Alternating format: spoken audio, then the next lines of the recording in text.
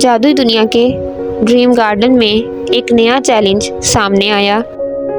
ایک پراسرار قوت نے پھولوں سے رنگ نکالنے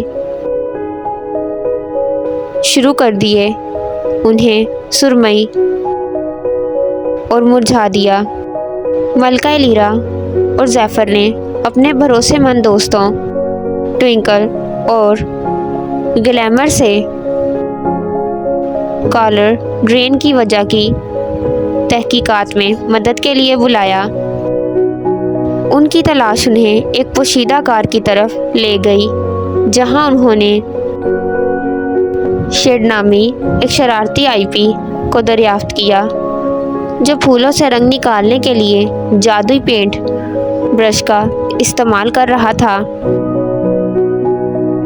شیڈ نے انکشاف کیا کہ وہ سرمئی رنگوں کا ایک شاہکار تخلیق کرنے کی کوشش کر رہی تھی، لیکن اس کا برش قابو سے باہر ہو گیا تھا، جس سے پورے باغ کو خطرہ تھا۔ لیرا اور زیفر جانتے تھے کہ انہیں شیڈ کو روکنے اور ڈریم گارڈن کے رنگوں کو بحال کرنے کے لیے تیزی سے کام کرنا ہوگا۔ انہوں نے باغ کی مخلوق کی مدد کی، جنہوں نے تلاش میں مدد کے لیے اپنی منفرد مہارتیں پیش کیں۔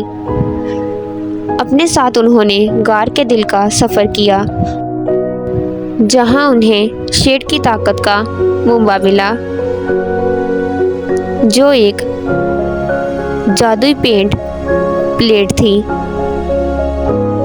ٹیم ورک اور تخلیقی صلاحیتوں کے ساتھ وہ شیڈ کو آؤٹ سمارٹ کرنے اور پلیٹ کو بکھیرنے میں کامیاب ہو گئے اور ڈریم گارڈن کے رنگوں کو بحال کیا۔ پھول ایک بار پھر متحرک رنگوں میں کھلے اور باغ خوشی اور جشن سے بھر گیا۔